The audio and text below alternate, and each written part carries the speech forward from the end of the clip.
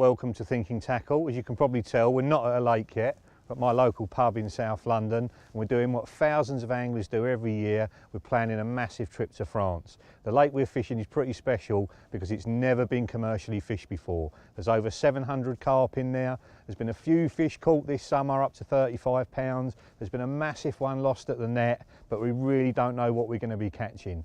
I've got 4 mates in there, just as excited to get fishing as I am, so we're going to roll the map out and start talking tactics. Right, well the road lake is basically aimed at people that want to get loads of bites. Yeah, so there's loads of fish in there. I know the guys over there.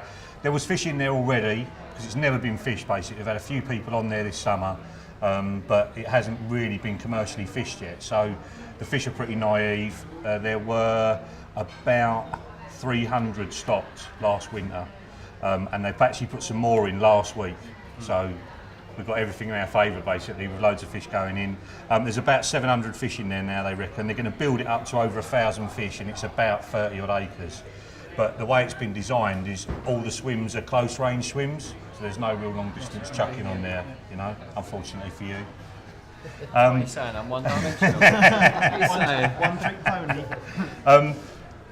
I've fished it for like 3 nights earlier on in the year. I did a night in Turtle Corner. The fish just weren't there. I caught one, and then I moved up to the decoy swim, and I caught 3 out of there. All the fish were showing along this bank here. And basically what's happened is, when there's only been 1 or 2 guys on there, the fish they've baited up heavy, and the fish have just moved away from those 1 or 2 guys, and they've ended up walking around just with a couple of rods in a bag and trying to catch fish that are showing on the other side. This time, because there's 6 other guys going to turn up at the same time as us, pretty much the whole lake's going to be populated with anglers for the first time ever. Now that could work massively in our favour. Or they could run for the hills. Or where's there to run to? The biggest chuck on there's 90 yards. There's no way they can get away, you know. And there's 160 new stockies gone in that are between sort of 14 and 20 pound in the last couple of weeks. So they've come out of lakes that have never been fished. You know, so yeah, that's going to play into our hands. But personally, I think this Tea Party 1 and 2, this is where everyone loves this, because it's right, but the track's right there, the car park's really near it, it's really convenient, and basically Tea Party 2, you're fishing out to this far margin. Tea Party 1, there's like a bar area out here that, to be honest, a lot of the guys that have been on there can't even reach that bar at 90 yards, you know. But I know the bailiffs have fished it and caught a lot of fish out of there, but it's sort of, it's middle for diddle. It's like, it's not that swim's water, not that swim's water. But when I fished in Turtle Corner, I only fished really close, because I thought if the further out I fish, the further out I'm pushing the fish, you know. And I think if we all ended up fishing the middles, we'd all be on top of each other, all 11 of us. So if we can hang back from the edges of the swims, then that would, you know, I think that would be best. But if I was going and it wasn't a trip, right, and I could walk round, I'd fish where the fish are. Yeah, not knowing that now, that's my favourite over there. Because I've dived it, because I helped them build that swim and get all the snags out and everything, I've got a bit of a sort of call into that swim. Big old chunk of water as well, isn't it? Yeah, it is. But what I've noticed when I've been fishing on the lake on the other side of the road, the shingles there, for some reason, they always show close in here. And when we finished diving this area, we dived along here right the way through. Obviously, you can't tell exactly when you're underwater, but there are bars along here, you know, so it makes the interesting fishing, the fishing interesting. And really, I want to fish next to him, because we compete against each other in the UK, don't we? But over here, we can be mates. Neutral ground, and I can gather all these little tricks up and then apply them to my fishing in the UK. So that would be nice, you know, if me and Steve went in next to each other there, and then I know you want a spot, don't you? Yeah. So, you know, the little green bucket will be coming out. The little green bucket will be coming out, yeah. They're going to move. As soon as we all set up, them fish are going to move. There's no doubt about it, because they will not have seen 11 people setting up in one go ever before. So if we can get out as quietly and as quickly as possible, then, you know, that's going to give us all the best chance. And we just have to play it by ear. If we have to move, we have to move. Biggest proper carp that's been out He's mid-30 so far, and I know the boys only stocked him in there up till £28. So that some of them put £7 on the first year, and it's hardly been fished. There's no bait gone in it. So there could be, from the stockings, upper 30s. But also there's been, I know you hear this on every lake, but there's been 2 big commons lost. I know you hear it everywhere, Even in France, they got mystery but there have commons. been 2 big commons, maybe the same fish lost. And a German guy came and fished it, lost a big common out of Turtle Corner. He had 50 fish that week, 8 30s, so he had a brilliant week's fishing. But he lost one really big fish there. And he actually came back again in October to fish the lake again because of this fish that he lost. Now, that's a long way to come from Germany to come and catch it, so it must have been a big one. Yeah. And my mate Alex fished in Tea Party 1, and he lost a really big common, which he says was his wife's fault because she mucked up the netting. Bless her. She wasn't distracting him in any way. But no, not at all. But he lost a really big common as well.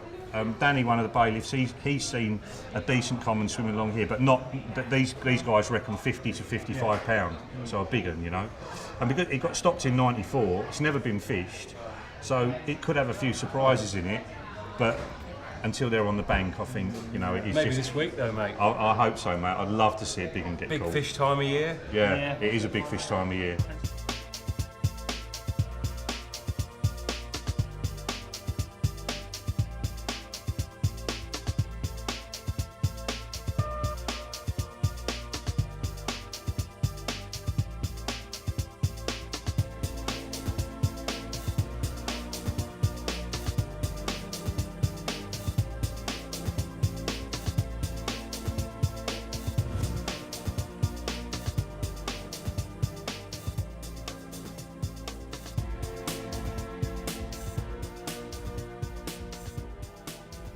So, first impressions. Well, I'm a bit blown away, to be honest. That turquoise water that I was expecting to see is living up to expectations. It's clear, there's beautiful spots out there. I can see the sort of the whitish gravel glowing through. There's loads of areas that I can't wait to get a rod out and have a feel round. We've seen numbers of fish showing already.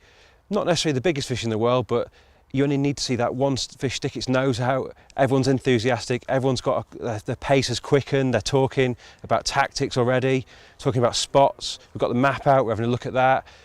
The fish do seem to be well spread as well, which is really encouraging because it looks like there's going to be a chance for all of us to get a bite.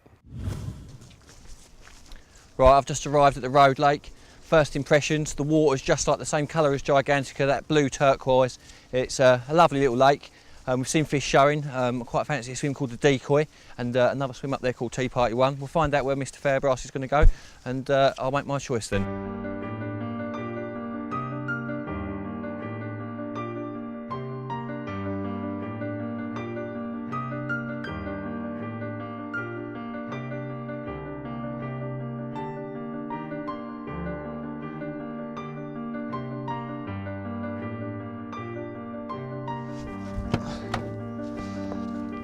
Right, so we've had a good look around, we're all really excited, all the swims have been chosen.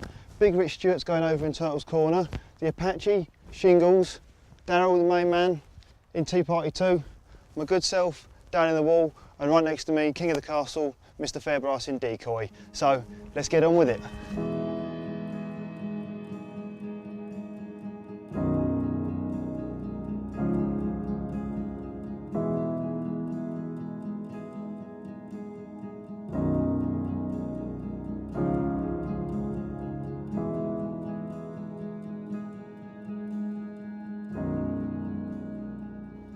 It's always a race against the daylight on the first day. Everyone's rushing to get their bivvies up, getting their rods out and everything else. So I'm going to go around there now, get a little bit of bait out, and hopefully in the morning we're going to have some fish to show you. It is the first night, so we're not expecting loads of fish, but 1 or 2 might come out. So I'm going to get the bait in and we'll see you in the morning.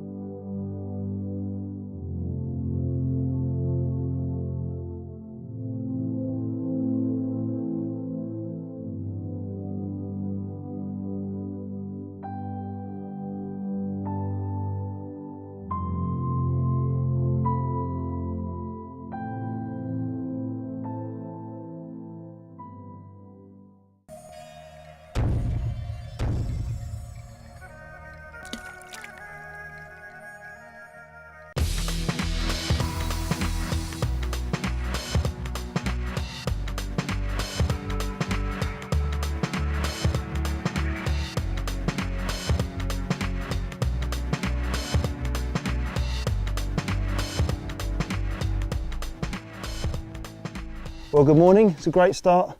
The first night here on the road lake. This is one or two fish I had last night. He's just a little shy of 19 pounds and the other one was just over 17.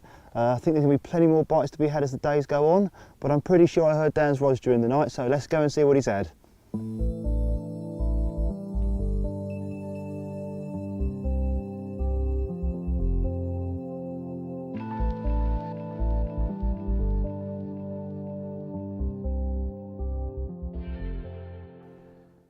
Well pleased to get one on the first night of my session. It's always good to get off the mark early. You can start working the swim then, and it's much easier to turn 1 into 5 than 0 into 1. So I'm well pleased to get this one. 19.5 pounds, a small one for in here. And these fish are the babies of fish from just up the road at a place called the Tang Lahore, and they've achieved over 70 pounds in there. So the bloodline is excellent. These fish are going to grow quickly and get massive. So I'm going to put this one back. Hopefully we'll come into contact with a few of the bigger ones in here. They're up to about 35 at the moment that have been landed, but there have been a couple of really big fish lost. So hopefully one of us will get connected with those. So we'll put this fella back and then talk to you about why I'm fishing, where I'm fishing. It's a common mistake on holiday sessions to pick a swim that your bivvy fits in, or one that looks nice, or it's next to your mate. I've done that before and it has always worked against me. So what I do now is have a good walk round at the start of the session before the draw, see where the fish are showing, see where I can get a swim where there's a decent amount of water. And it was blatantly obvious yesterday there were a lot of fish over on that corner. There's a couple of swims over there. One's called the Cage, the other one's called Dunkirk. But because those decoy ducks are out in front of those swims, we can't fish them. There's a guy that shoots on here all winter, takes them back out in the spring, and then the whole lake's open again. But having them on the surface means that the fish like to congregate underneath them. Fish love cover. And if it's just something like that, just a strip of ducks like that, there's poles underneath them and the fish will be all around them. So what I basically did was cast out the float from the front of the swim, went a little bit beyond where I wanted to fish, and then pulled the float back and let it up so it was roughly level with the edge of the ducks. Because if I fish too far, and then the fish kites right and goes round one of the poles that the ducks are attached to, I'm going to lose it. So there's no point getting a bite if the fish is going to come off. So once the float's up on the surface, I legged it round the other side to make sure that it was level with the ducks and not too far out. And all I did, because I was racing against the light, was just sprayed a little bit of bait all around that float from the back of it coming up to it. So basically there's no bait over the top of my line, it's all beyond it. And then that gives the fish an opportunity out there to basically feed where there's no line. And then I've wound the marker float in and then put it round the poles at the back of the swim, which are a rod length apart. It was 24 rod lengths. And then the fishing rods, I've done the same thing. So I've pulled the float out of the swim, so I'm not casting anywhere near it. I can't get wrapped up round it. And then at the front of the swim, I've whacked the rods out, they hit the clip and they're dropping in exactly the same position. And I've just splayed them out, probably a rod length apart to begin with. I did want a spod, to be honest, but it suits over there to walk round and just spray the bait around. So that produced a fish for me in the middle of the night.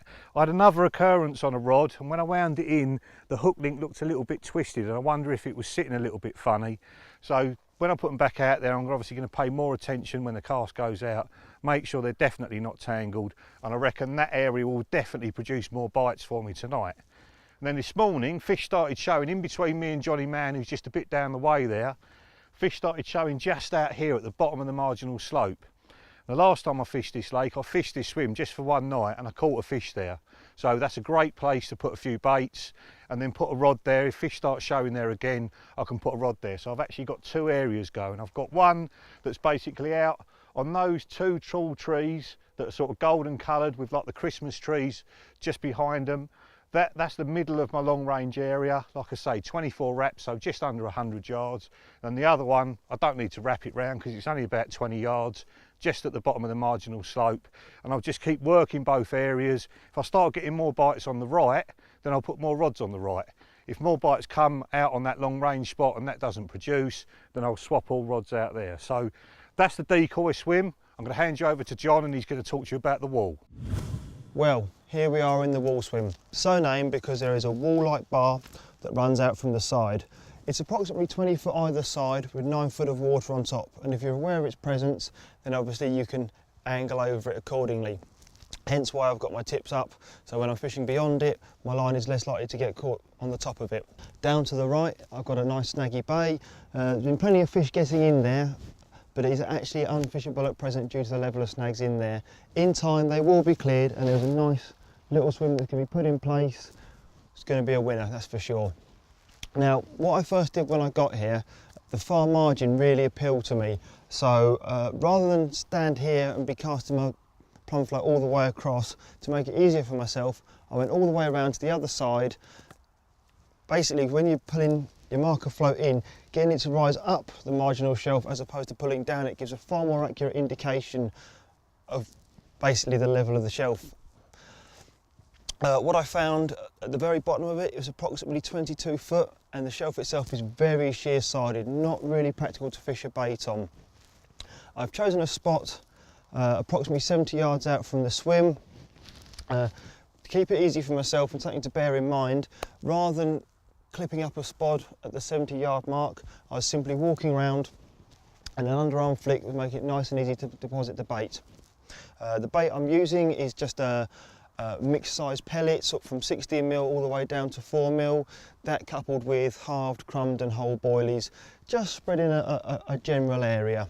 Okay, so what I've chosen to do is fish a solid bag just off of the main baited area, because I think with all the commotion of the bait going in at the start of the session, it made the carp a little bit cautious, but also curious. So what I'm hoping is, as the fish move back in, the first thing you're going to come across is the solid bag rod. So that's what I've done. Let's hope we get a few bites.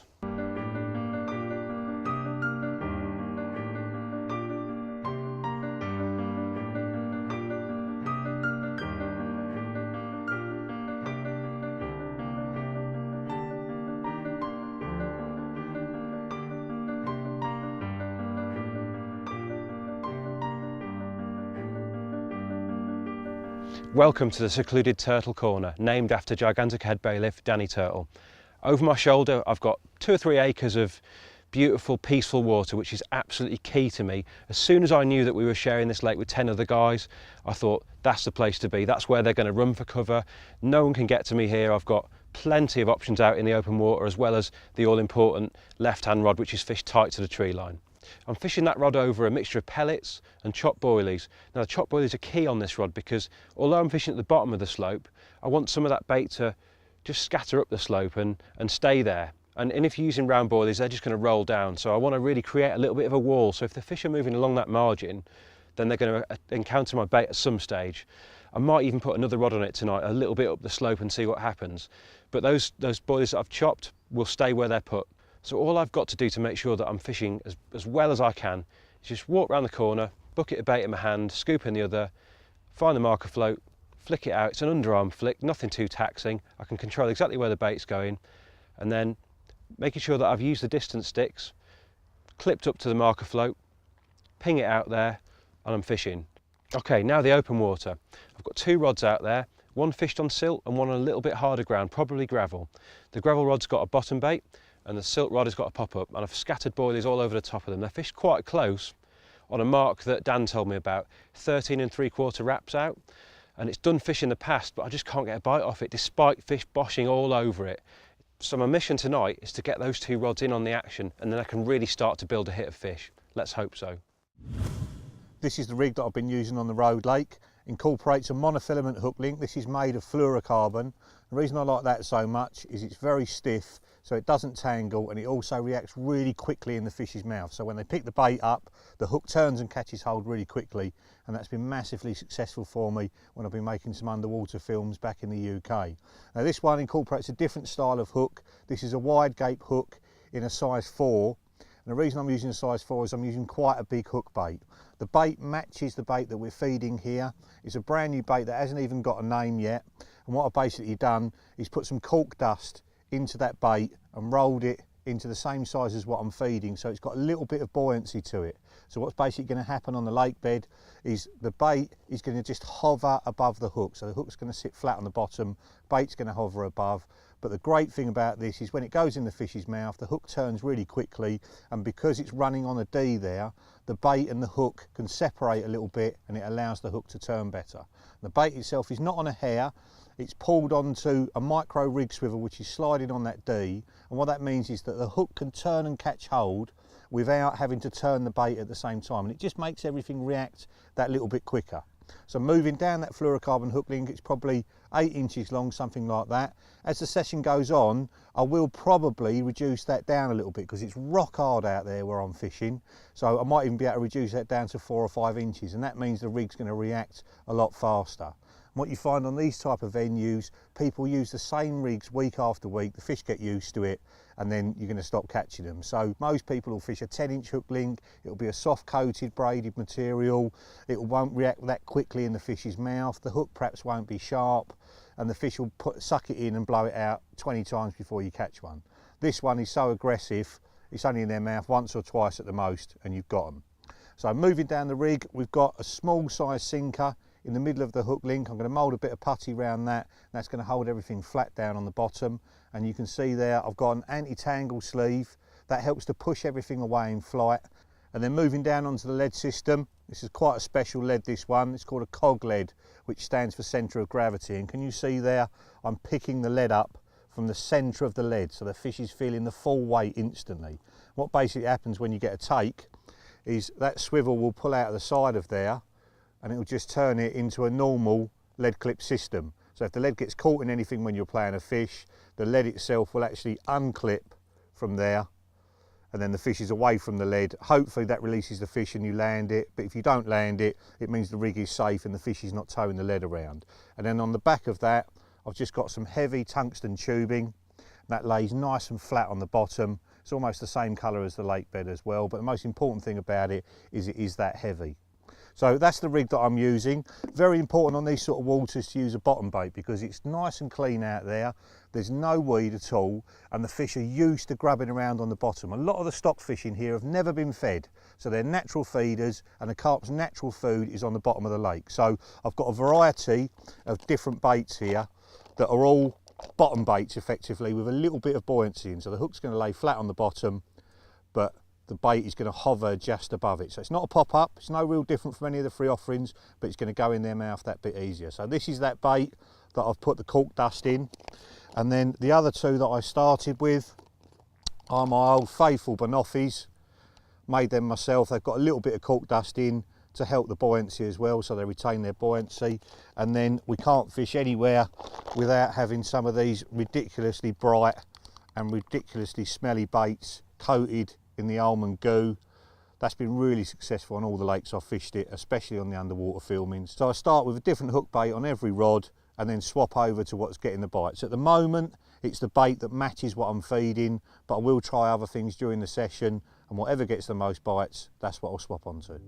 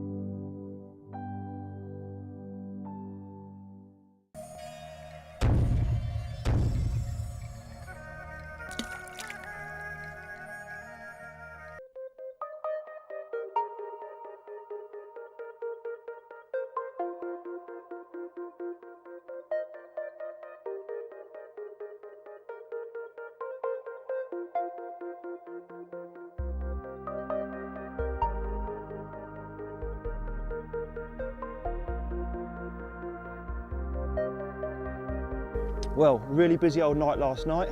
This chunky common here was the first of 4 fish. All of the carp coming to a range of different tactics. In total I had 2 mirrors and 2 commons, and we'll show you what we had them on now.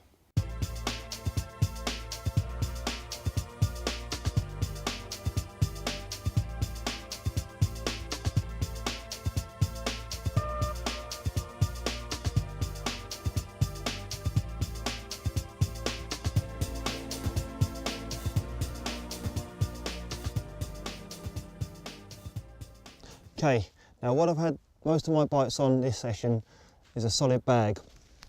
What I've done is tied a very short braided hook link and fished a small pop-up inside the bag. And to make things simple, all I've done is overshot the bait, so I haven't got to worry about balancing it out or anything like that. I just know that once the bag's dissolved, the bait will be anchored to the deck, ready to hook. So this is the bait that I've got inside the bag. It is a combination of crushed boilies, crushed pellets and crushed pop-ups. The reason I put the pop-up in there is so once the bag's dissolved, small bits of pop-up plink up off the bag, just increasing the attraction. Some of the smaller particles also sort of hang in a haze in the area. What I've done is I've over time laced the whole mix with a fruity attractor, sort of just dampened it a little bit, mixed it round, left it to dry, and just carried on doing that till I felt it was right, and you get a nice strong pungent smell off of it. Okay, so what I've got inside the PVA bag is a 3-ounce lead fish drop-off style. I put that in the bag first and then slowly add layers of the crumbed bait into it. So I put a scoop or two in, compact it down, another scoop, compact it down. I then drop in my hook bait, add a little bit more on top and just press it down with my finger, grab the top of the bag and twist it round the whole time, squeezing it and compacting it. You probably lose about that much of the top of the bag. Wrap it with tape and tie it off. And actually in this situation, because I'm fishing in deep water, approximately 22 foot, I've actually put a second bag over the top of it and done exactly the same with the twisting and tying off. What I've done to make this more aerodynamic is push the corners in, just lick them and stick them over like that, just so it travels far more stable in flight. The other rig that I've had success with is this one. It's just a small white pop-up fished on a coated braid hook link, just balanced out ever so delicately so it just sinks slowly to the bottom like that, and that's what I've been fishing over my spotted area. Well, this cracking common is the last of the 4 I had last night. I can't advocate enough is stick to the tactics that you're confident with back in the UK and don't put yourself out of your comfort zone and you'll catch plenty of carp like this.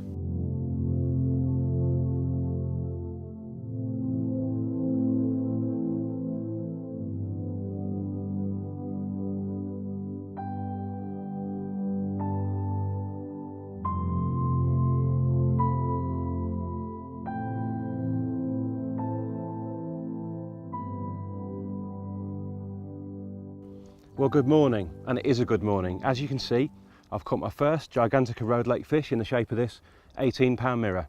Caught him just off the tree line, you can see over my right shoulder, on a rig that I've been playing around with. It's a variation of the blowback rig, so let's get this one back and have a look at it. Okay, this is the rig I'm using. It's an 18mm bottom bait that's been drilled out and plugged with cork. Now, I'm not looking to get the bait critically balanced. All I want it to do is to simply take out the weight of that hook and make it act like a freebie. Then you'll notice there's a little bit of peeled back coating just below the bait, perhaps a centimetre or so, before we hit the rig ring. Now below the rig ring, it's coated. Now this helps that ring to reset itself. If it's ejected by a fish or blown about, the ring can't end up down by the knotless knot, can't become stuck or whatever. It's always positioned exactly where I want it. That resetting is because the coated section has a little bit of stiffness to it, so it'll always spring the ring back into position. Moving down the link, you'll see that it's completely coated from the eye right the way down to the lead. Now what that does, it creates a nice little angle coming out the hook eye, flips that hook round, lets it take hold exactly where I want it. There's a couple of blobs of putty as we move down. I like that, it just pins the hook link down nice and flat. It's out of the way of feeding fish. Okay, so you'll notice at this end of the link, there's a doubled over loop, which just helps to kick the hook link away on the cast, making it relatively tangle proof. Onto the lead clip. It's a simple fixed lead clip with tail rubber and short length, say 14 inches of tungsten tubing, which hugs the lake bed really well. And one last thing, there's a barbless only rule on the road lake. So I'm using a wide gate B, which has a beaked point, which I find helps the hook to stay in much, much better. So all in all, a really simple rig, easy to tie, perfect for this kind of venue. Well, that rig clearly works, because not long after I caught that first mirror, this beautiful scaly one about the same sort of size slipped up on the same presentation on the recast rod. So I'll slip him back and hopefully there'll be more to follow.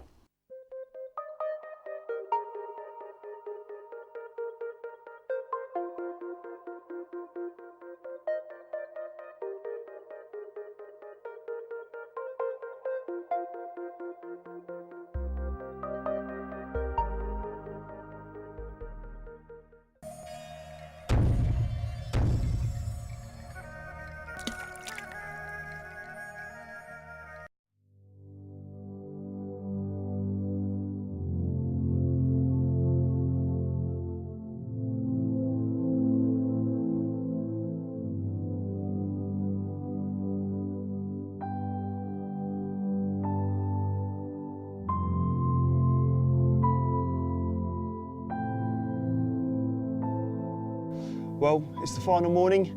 Had another couple more carp last night, including this striking character. So now I'm going to talk to you about some of the tactics I think you really need to employ when you come to a venue like this. Firstly, when I got here, I had a really good plumb around. I can't stress enough how important that is. I mean, a week is a long time when you're at one of these venues, so you really need to know what's out there in front of you. Doing this can buy you bites, you know, later on in the week, you know, when you sort of stop maybe possibly second guessing or wanting to change around or something like that. Once you've established the area, what you need to do is pick some visual markers on the horizon line with which to line up with when recasting. This can assist you in both night and day, so pick something really prominent like a high point on a tree or a low point, something that once it's dark you're able to line up with it again. Another key point is accuracy. What I tend to do is use a set of distance sticks to mark out my lines so I know exactly how far I'm casting each time. I'd then note these down by rod, so every time once I've caught a fish I can literally wrap it up again and cast it back out there with minimal disturbance. So combining knowing what's out there with what you're aiming at and how far you're casting, it's invaluable. I use a diary to note down everything, from the number of rod wraps that I've done to the depths out there, air temperatures, pressures, absolutely everything. And this can prove invaluable for either yourself when you're coming back to the lake or your friends if they're coming over. You know, it's just a good starting point for them as well. One thing I would say is be prepared. Make sure you've got enough stuff, line, leads, absolutely everything. I mean, for example, I've been fishing a drop-off line, inline system and PVA bags, and in a couple of nights I'd got through a number of leads and a whole pack of bags, so be prepared.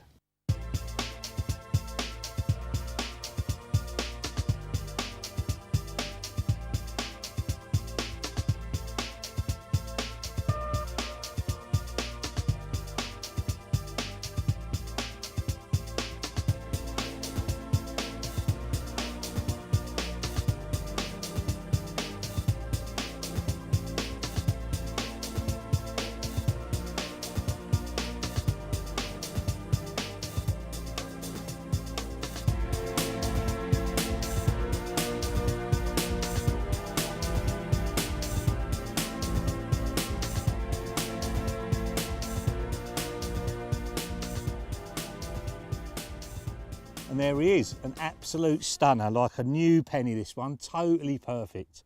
And this came on a rig that I changed around yesterday after watching Johnny Mann and seeing how many he was catching on smaller hook baits and little bits of bright stuff on top of them. I thought I've got to get on that, so I made up a new stick mix, changed the rigs around, and this was the result. So we're going to put this fella back and show you all those rigs. This is the first change. If you look at this lovely carpy munger, as we call it, and you've got everything in there. What I noticed was just fishing whole boilies out there, wasn't really getting the reaction I wanted. I caught one on the first night, none on the second night, and I thought I had to do something different to get the swim going. So I thought I'm going to spod. There's no boats or anything on here, so you've got to put the bait out from the bank, but most of the swims, it's so close, sort of 50, 60 yards, it's a joy to spod. I'm fishing further because there's no one fishing over there because of those decoy ducks. There's too many ropes out in the water. So in this situation, I'm fishing at about 90 yards. Normally in this swim you'd only be fishing 50, 60 yards out because the guy over there would be fishing where I am. But that's what's gone out. So it's a mixture of pellets and they're supplied by the guys over here. The bailiffs supply them for you. 2 different sizes, and the fish are actually fed on them as well, and that's a real key. If you can get on a bait that's actually been fed into the lake that you're fishing, then you'll hit the ground running straight away. In with that, you can see I've got some sweet corn.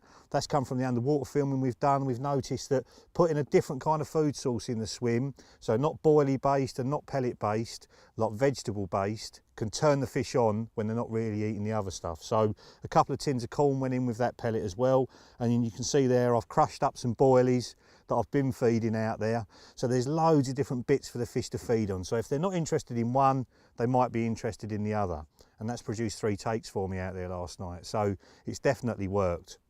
And what I'd recommend if you're fishing here in the summer, remember it's November now, the fish are far less active, so I haven't put that much bait in. I've probably put in about a dozen spods. In the summer, I'd start with 20 or 30 spodfuls straight away. And you want to establish a spot at the start of your week's fishing and just keep feeding and feeding back on that spot.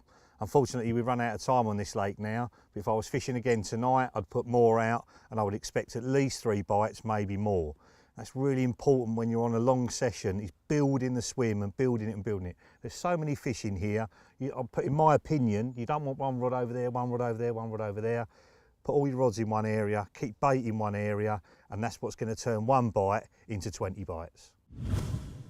And this is the second change, the rig. First of all, the hook bait. I've got a much smaller bottom bait cut down, and that's joined up with a cut down pop-up. So it's a snowman rig, but it's much smaller than a standard snowman rig. I've noticed the guys on here are catching on very small hook baits. I had 20 millers on every rod, and the second night I didn't catch anything. So that's the time to change things around. So the hook itself is a wide gape with a curved point, and that's really important when you're using barbless hooks. If you want them to stay in better, if you use one with a curved, or we call it a beaked point, you will land more fish. Still my favourite IQD rig. So that's a fluorocarbon hook link, which doesn't tangle, lays nice and flat on the bottom, is almost invisible. It's important when you go into France to stick with the things that you're confident with from the UK. It seems to be loads of people come through that tunnel and they totally change their fishing. They use loads of new rigs, loads of new baits that they've never used before. And when you're blanking on new stuff, it totally does your head in and you don't know why things are not working. So this is something that I've used a lot in the UK and a lot on the lake across the road.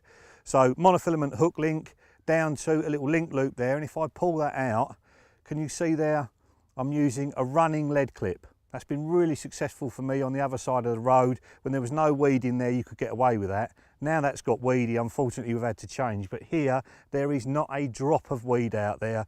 There's no nuisance fish as well to pull that small hook bait around. If there's bream in here, I'd be worried that that would get pulled out before a carp came along, but there's nothing like that in here at all. So that makes that a very effective setup, and I think it's more effective than a normal lead clip, because when the fish pick it up, they pull away. If the lead's still fixed, they can shake their head and actually get rid of the rig. With this, as they shake their head, it just pulls further and further and further through, and there's just nothing they can do to get rid of it. And to get it out that distance, I've got a 3.5 ounce distance lead. You see a rubber connector to join that to some heavy tungsten tubing, and that makes a really anti-tangle setup. And to help it further still, I'm adding a very slim PVA stick onto there so it'll cast a long way.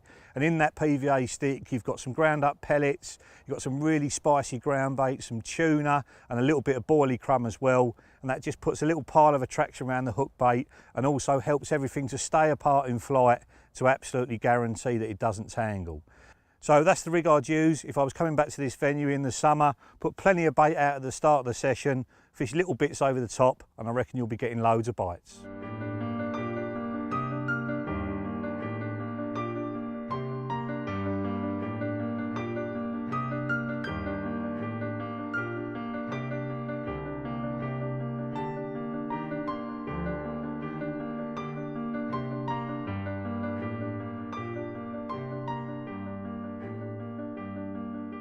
Now, one thing that I would not come to France without is my Zig kit. You do not want to come all the way out here, make all the effort, get prepared and leave this stuff at home, because there are times during the day when those fish are up off the bottom and the only way you're going to catch them is zigs. I know it's not everyone's cup of tea, but be prepared to zig fish and you will catch more carp. Let's have a quick look at my rig. Basically, This is my preferred setup, which is black foam, tipped off with a tiny bit of red, tied by a very, very, very short hair to the back of a size 10 mixer hook. It's quite fine wired, but as long as you're not fishing the snaggiest part of the lake, take your time with the fish, play them fairly softly and you'll be fine. Little tiny bit of silicone just to open up the gape ever so slightly. This hook link is 12-pound engage. If I move along the hook link, I mean obviously just decide on the depth, vary the depth a little bit, fish 3 rods at different depths during the day. So if I come along this hook link, see the lead system. I do sometimes use a lead clip, but this is a great anti-tangle setup. It's a inline skyliner with an anti-tangle sleeve at the front. You'll notice I've snipped the ring swivel off because what you want to do is create that kind of a stiff section. As the rig flies through the air, the anti-tangle sleeve kicks that hook link away from the lead and makes sure that you're not getting tangles. Okay, so let's look at a couple more hook bait options. Just put this one to one side. Right, another great option is cork. Particularly buoyant, obviously, which is the main thing for a zig rig. You might not think it's the most appetising thing in the world, but really it doesn't matter. The fish aren't taking that because it's food, they're snatching at it, they think it's a hatching insect, something moving up through the water column. So as long as it's up there, it's silhouetted, it's in their face, that you've got a good chance of getting a take. So cork's another good option, pretty consistently buoyant. Now if using inedible, unflavoured hook baits isn't your thing, then my final option is whittle down pop-up. Just shave the pop-up down, rough it up a little bit. I go for sort of a barrel type shape. Same old hook link, same hook, a little bit more flavour to it obviously, so if that kind of thing's important to you, then this is perfect. If you want to boost it a bit more, then a gooey type liquid coated all around it will pull fish in from miles. So if you're heading off to France on a lads trip anytime soon, take the zig rig kit. It's a method you cannot ignore. Well, this is the last fish of the trip. I've learned absolutely loads, really pleased with the way things have gone, and I can't wait to come back when this fish is a 40-pounder or even bigger.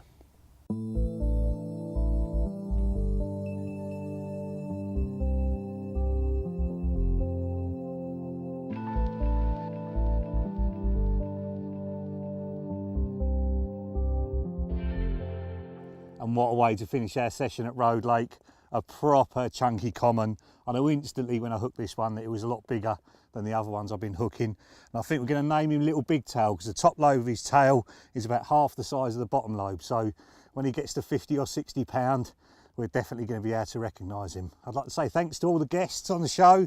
They've all been absolutely brilliant, showing us the way of how to fish this lake. And by the time you see this, there's going to be over 1,000 carp in here, and they're all going to be growing like stink as well. So get yourself down here for a bit of French fishing. Thanks very much for watching, and we'll see you on the bank sometime.